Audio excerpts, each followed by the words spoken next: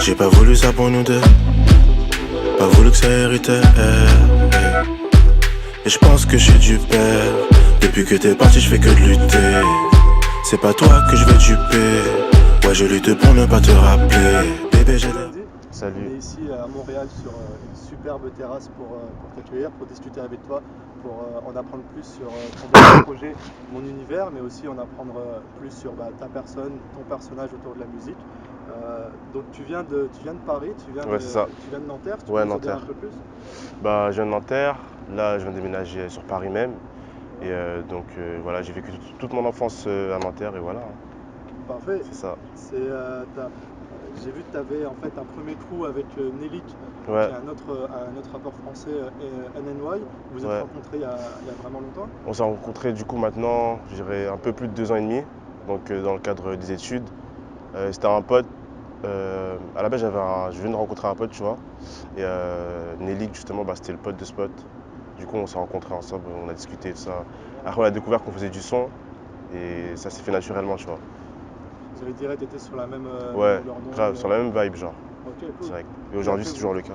Vous avez pu faire comme quelques scènes ensemble ou ça a été plus du rap de maison, entre guillemets, ou vous avez fait beaucoup de beats On a fait beaucoup de sons ensemble, tu vois, genre dans mon université, il y avait un truc qui s'appelait le BDA, une association, BDA. On avait un local, tu vois. On allait souvent dedans, on faisait des freestyles ensemble, tout ça. Lui me donnait des conseils, je lui donnais des conseils.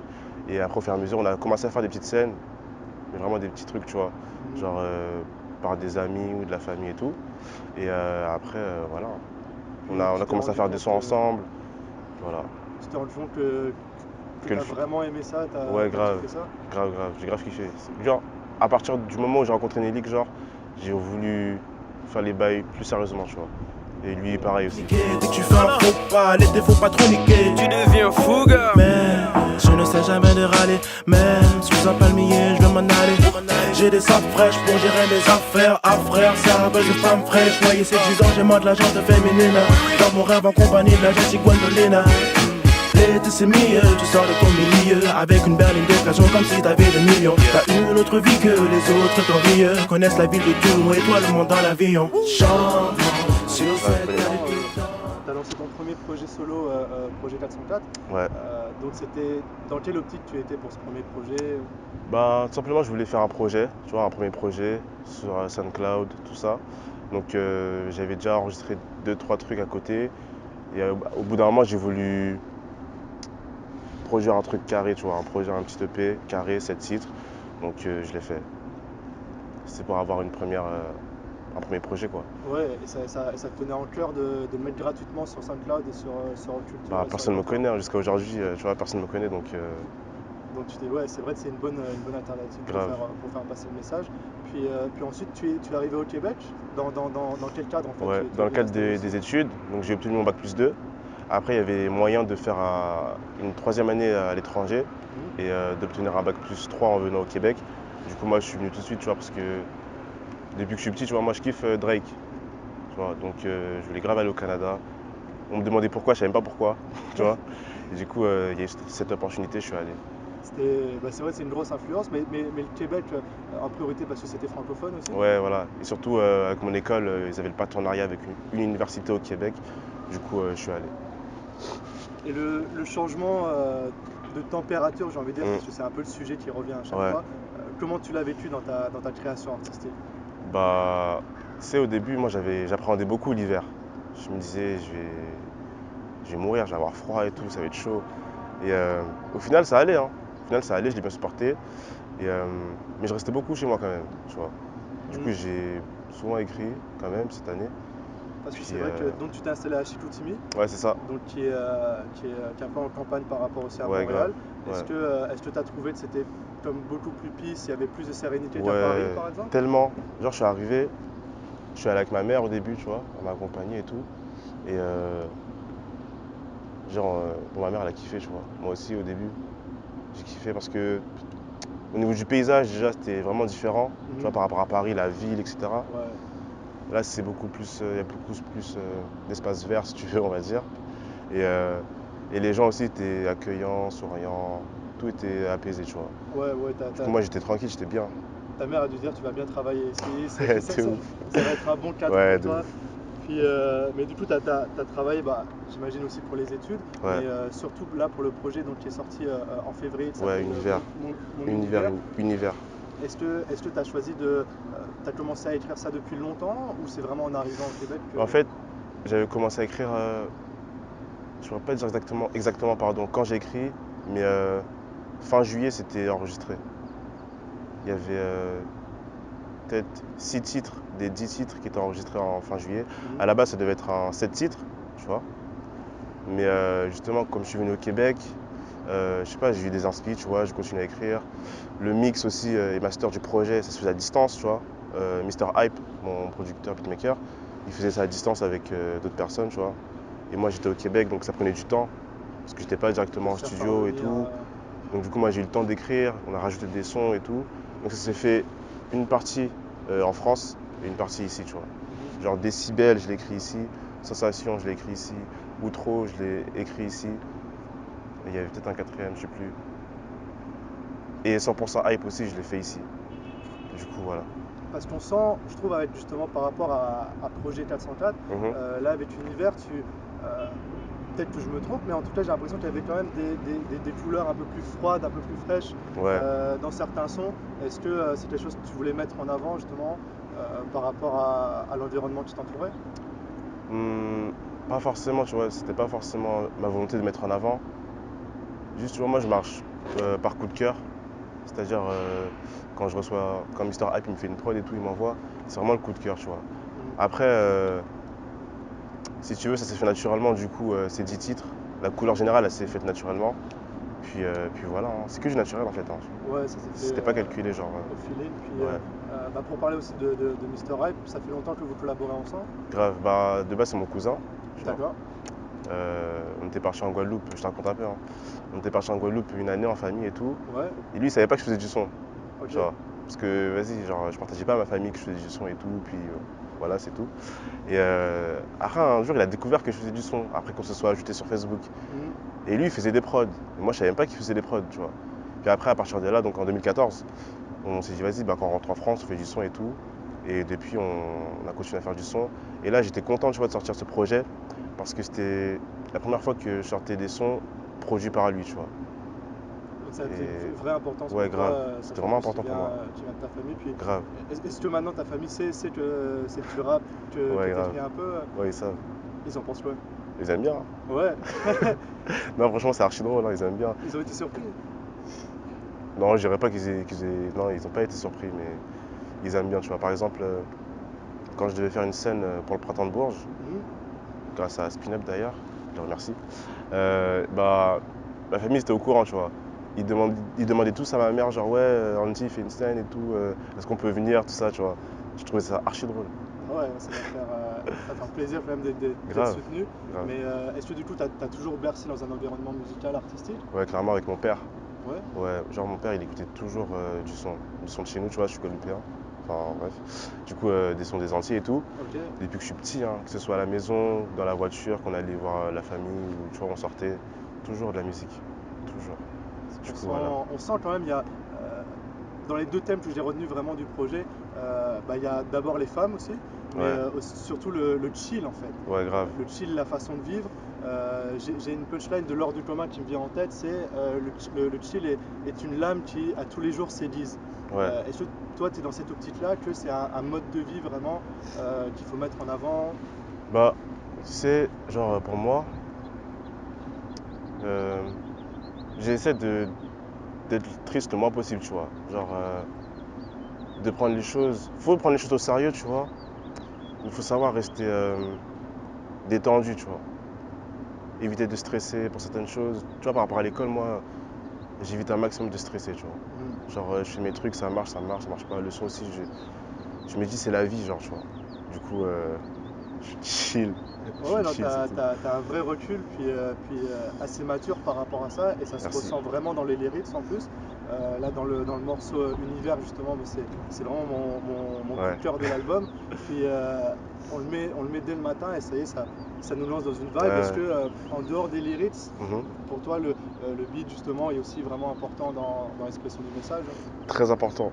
euh, pour moi, le beat, c'est genre 70% du morceau.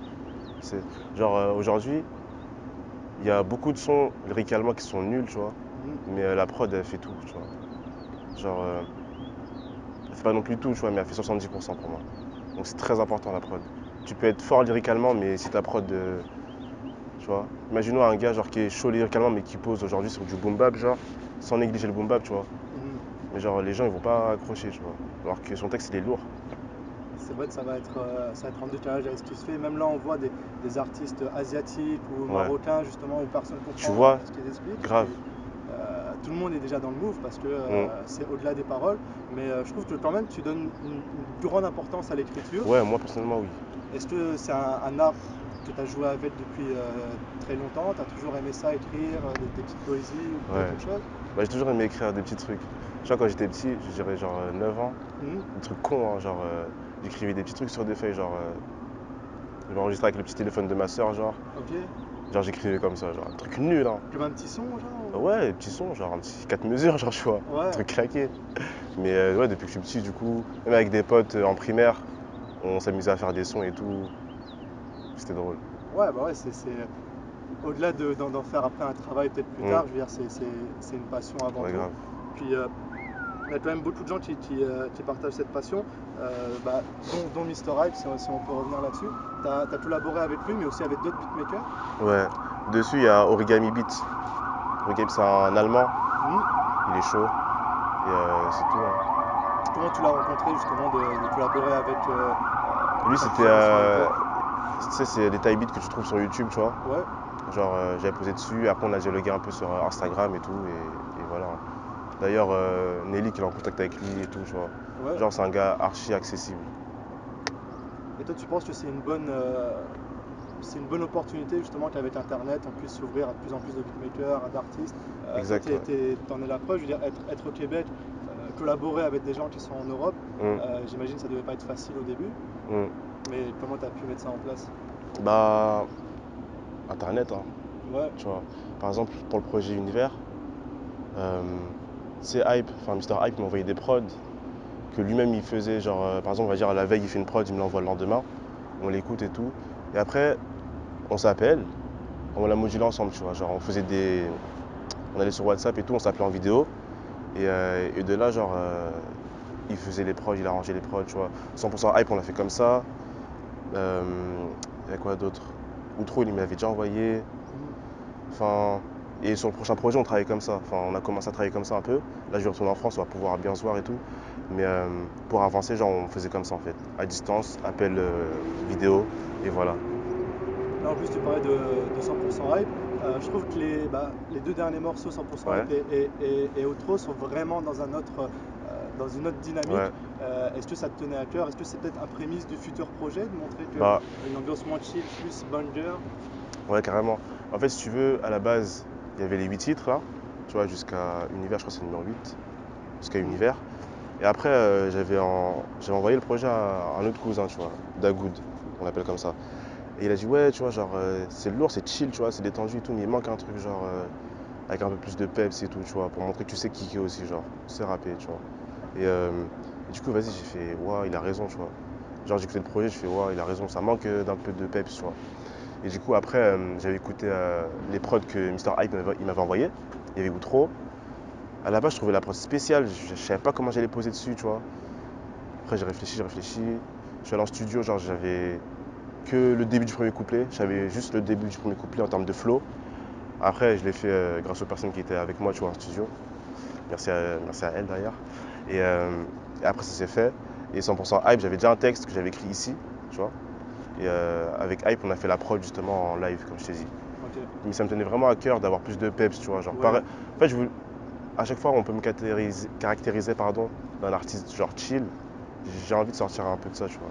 Et pour le prochain projet, ça va kicker un peu plus aussi, mais toujours du chill et du love, tu vois. Ouais, parce qu'on écoute l'album, donc on a les 8 premiers morceaux. Ouais, On adore ça, donc un personnage vraiment chill qui parle de ses relations, ouais, de sa vie de tous les jours. Puis là, mm, les deux derniers morceaux, mais c'est du gros kickage, ouais, punchline sur punchline. ouais, grave, c'est Là, ça. on a l'impression de redécouvrir le personnage.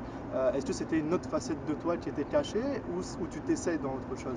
Bah, tu vois, un son comme 100% hype, j'avais jamais sorti de son comme ça, tu vois. Mhm. J'ai toujours sorti que du chill, on va dire, tu vois. Et je voulais vraiment juste montrer que je savais faire ça, en fait. Genre, je fais pas que du chill, tu vois.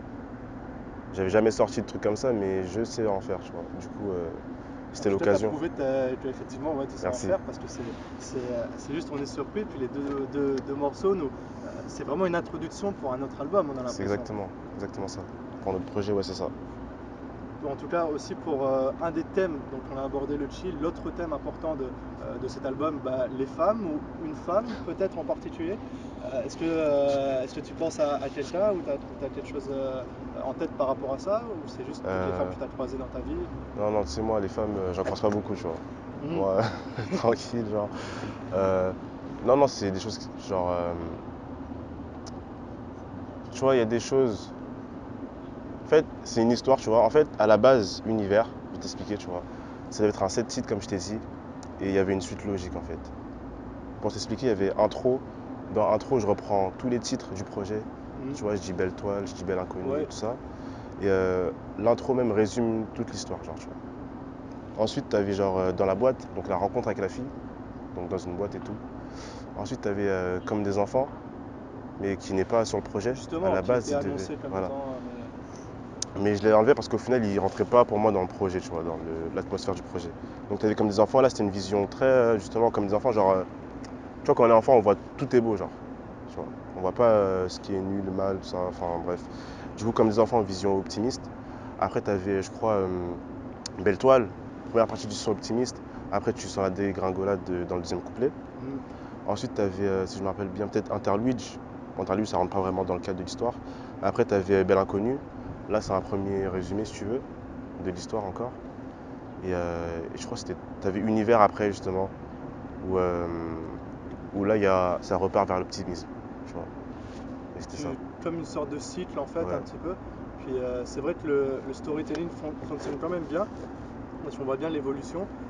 Après, avec les deux derniers morceaux, bah, ça rentre dans une autre ouais, optique. c'est ça. Mais du coup, est-ce que c'est quelque chose dont tu t'inspires du R&B par exemple, ou d'autres courants musicaux? Bah, j'écoute beaucoup. Enfin, avant aussi, j'écoutais beaucoup de R&B, tu vois. Mhm. J'en écoute un peu moins, mais j'écoute encore, tu vois. Et bah, dans le R&B, tu connais histoire de love, hein. Du coup, forcément, ouais, ça m'influence. Ça influe sur moi, ouais.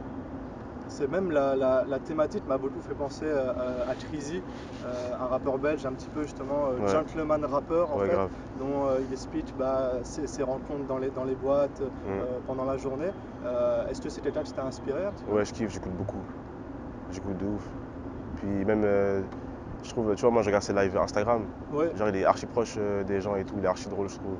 Genre, ça se voit, c'est un bon, genre. ouais, ça il s'est fait valider certaines prods en direct sur Instagram avec ses followers. Hum, Ça hum.